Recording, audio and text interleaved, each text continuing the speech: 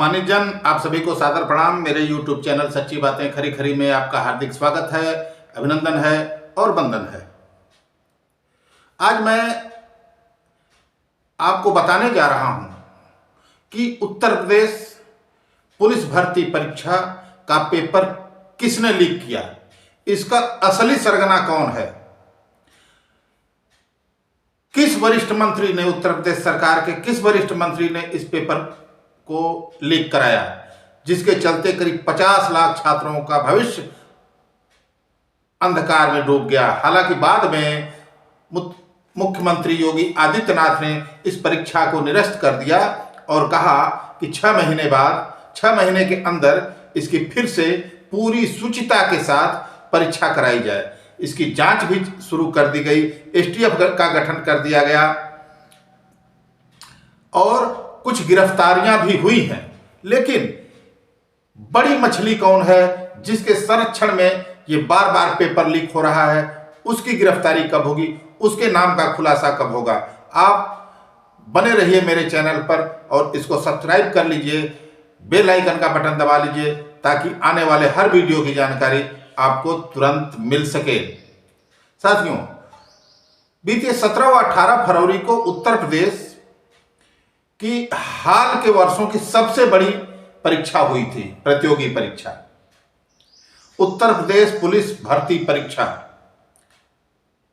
इसमें करीब 50 लाख परीक्षार्थियों ने हिस्सा लिया था। विभिन्न प्रदेशों से 2-2.5 लाख के करीब बिहार से, हरियाणा से, पंजाब से, मध्य प्रदेश से, राजस्थान से, दिल्ली से, विभिन्न प्रदेशों से अभ्यर्थियों ने हिस्सा लिया था। हालांकि परीक्षा के दौरान ही तमाम तरह की गड़बड़ियां हुई, जिनसे तमाम अभ्यर्थी परीक्षा देने से वंचित रह गए।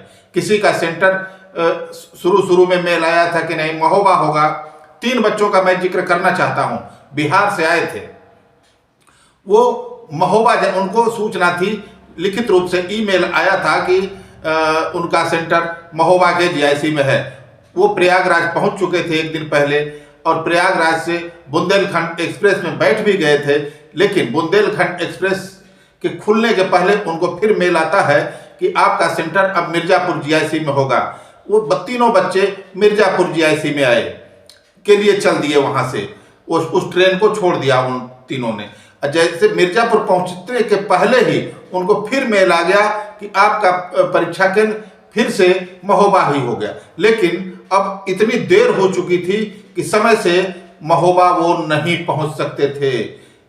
जीआईसी, मिर्जापुर जीआईसी परीक्षा केंद्र पर पहुंचे, वहां पर अधिकारियों से विनती करते रहे, परीक्षा बोर्ड के चेयरमैन से बात की, एसपी से बात की, तब सारे प्रयास विफल हो गए। वो सिर्फ 3 घंटे बाहर बैठ के दूसरे बच्चों को परीक्षा केंद्र के अंदर जाते देखते रहे और निकलते देखते रहे। वो अंदर नहीं जा सके। जो सपना लेके अपने घर से चले थे बिहार से, उनका सपना वही जीआईसी के सामने ही शीशे की तरह चूर चूर हो गया। इसके बाद बड़ा हंगामा मचा, पेपर लीक हो गया। प्रयागराज में एआरओ की परीक्षा का भी पेपर लीक हो गया। तो प्रयागराज में लोक सेवा आयोग के सामने, लखनऊ में, आगरा में, तमाम शहरों में उत्तर प्रदेश के प्रदर्शन होने लगे।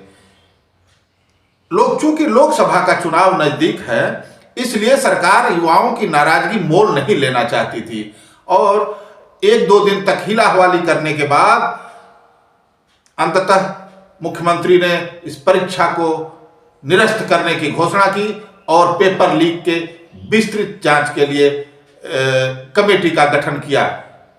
उन्होंने कहा कि कठोर से कठोर कार्यवाही की जाएगी, भूल जाएंगे इस तरह का अपराध करना, जो भी आरोपी होंगे, दोषी होंगे। बुलडोजर एक्शन भी लिया जा सकता है। कुछ गिरफ्तारियां हुई हैं इसमें। लेकिन सवाल उठता है कि इस काकस का मुखिया कौन है। आप बने रहिए, आपको मैं बताऊंगा कि इसके पीछे किसकी राजनीति है। साथियों, कुछ दिन पहले परीक्षा के बाद जैसे ही हल्ला मचा कि नहीं पेपर लीक हुआ, धरना प्रदर्शन होने लगे, सरकार के तमाम मंत्री उसके बचाव में सरकार के बचाव में सामने आ गए। सभी लोगों ने बयान देना शुरू कर दिया कि नहीं, ये अफवाह है, बच्चों को गुमराह किया जा रहा है, विपक्ष द्वारा गुमराह किया जा रहा है, कोई सबूत ले। बच्चों ने सबूत समेत जब पेश किया तो कहिए मुख्यमंत्री की, कि मुख्यमंत्री ने कड़ा एक्शन लेते हुए परीक्षा को निरस्त कर दिया, चाहे भले ही इसमें राजनीति कुछ भी हो।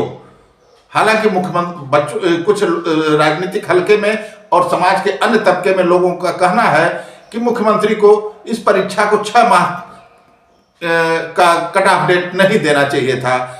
ये परीक्षा 10 दिन में भी कराई जा सकती थी, इसी प्रवेश पत्र पर कराई जा सकती थी, बच्चे अपने पैसे से आ जाते, कोई जरूरत नहीं थी कि नहीं आप रोडवेज की फ्री सेवा दें, आप सिर्फ शुचितापूर्ण बिना दाग के परीक्षा करा लें।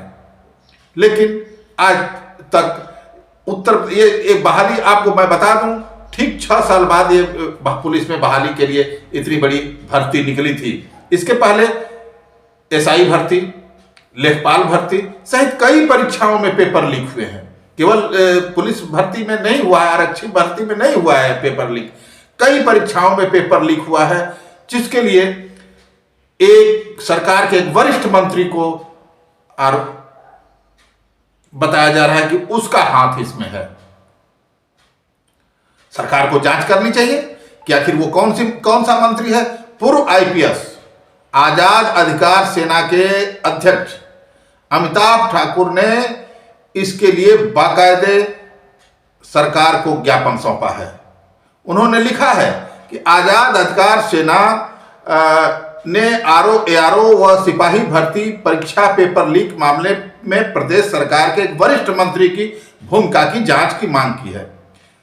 मुख्यमंत्री योगी आदित्यनाथ को भेजे अपने पत्र में उन्होंने कहा है कि पिछले 7 वर्षों में 69,000 शिक्षक भर्ती, यूपीएसआई भर्ती, लेखपाल भर्ती सहित तमाम परीक्षाओं में पेपर लीक के तथ्य सामने आए। इन सभी भर्तियों में प्रदेश सरकार के एक वरिष्ठ मंत्री का नाम बार बार आया, किंतु अब तक उनसे प्राथमिक पूछताछ तक नहीं हुई। इसके विपरीत उनके लोगों द्वारा आरोप लगाने वालों के खिलाफ विभिन्न थानों में एफआईआर अवश्य दर्ज कराए गए। समझिए क्या स्थिति है। अमिताभ ठाकुर ने इसको लेकर एक वीडियो भी जारी किया है और उसके माध्यम से भी उन्होंने मांग की है योगी सरकार से कि उस वरिष्ठ मंत्री के बारे में भी जांच करें जिसका नाम बार बार परीक्षाओं में, प्रतियोगी परीक्षाओं में पेपर लीक कराने में सामने आ रहा है। साथियों, बहुत ही गंभीर बात है। 6 महीने में ही किसी की उम्र कम हो सकती है, उम्र ज्यादा हो सकती है, परीक्षा लायक उम्र न रह जाए। ये परीक्षा अभ्यर्थियों का भी कहना है कि जितनी शीघ्र हो, जितनी जल्दी हो जाए उतनी ठीक है। लोकसभा चुनाव के बाद टालने का कोई औचित्य नहीं है। लोकसभा चुनाव हो जाएगा, फिर सरकार को क्या करेगा, प्रदर्शन करते रहिए। जो केंद्र और प्रदेश की मौजूदा सरकारों की, दोनों सरकारों की स्थिति आज के समय में, किसान दिल्ली में लड़ रहे हैं, नौजवान उत्तर प्रदेश में अपने करियर को लेकर लड़ रहे हैं। देखिए उस मंत्री का खुलासा, अमिताभ ठाकुर के पत्र पर सरकार कितना संज्ञान लेती है, उस मंत्री के नाम का खुलासा करती है या नहीं।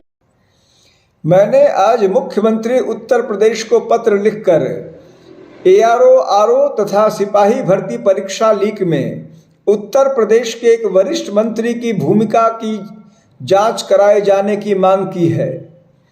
विगत 7 वर्षों में 69,000 शिक्षक भर्ती, यूपीएसआई भर्ती, लेखपाल भर्ती सहित तमाम भर्ती मामलों में पेपर लीक के गंभीर आरोप लगे और इनमें उक्त मंत्री का नाम बार बार सामने आया, किंतु उनसे आज तक पूछताछ तक नहीं हुई। इसके विपरीत उनके लोगों द्वारा इस प्रकार के आरोप लगाने वालों के विरुद्ध तत्काल एफआईआर दर्ज कर दिया गया। अतः परीक्षा की शुचिता को बनाए रखने के लिए उक्त मंत्री से गहन पूछताछ नितांत अनिवार्य है। आज बस इतना ही। मिलेंगे अगली कड़ी में किसी अन्य चर्चा के साथ। तब तक के लिए प्रणाम।